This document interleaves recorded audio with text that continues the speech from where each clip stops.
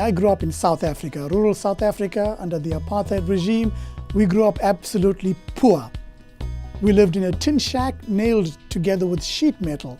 I often joke with people, we were so poor growing up, we used to go to KFC and lick other people's fingers.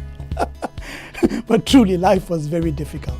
I only had one pair of shorts. I had one t-shirt with holes in it. I called that my holy t-shirt. Outside my house, I saw an airplane fly overhead. As that plane left me in the distance, I looked at that plane, pointed to it and said, one day I'm going to fly in you and I'm never going to stop flying. That vision is what stirred me. I eventually worked my way from South Africa to find a job in New Zealand as a salesman. It was a total disaster. I loved people, but I didn't know how to sell. I didn't have the process. Although I had the enthusiasm and the excitement, I just didn't know how to close the sale. I struggled until one day a miracle happened. I found myself at a public library in Auckland, New Zealand. I went into the library and something told me, scan the audiobook section.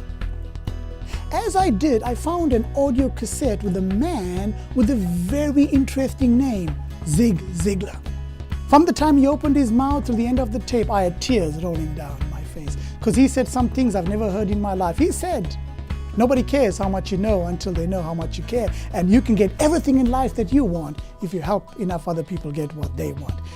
These words were riveted into my heart, and then he came to the end of the tape and he said these words, and I'll see you at the top. From a struggling salesperson, I became the top salesperson, then sales manager. Eventually, I was a director at the company. I actually owned my own dealership of the very company within 18 months. So these truths of getting everything in life that you want by helping other people to get what they want, is the fundamental truth by which I built my business on. It does work.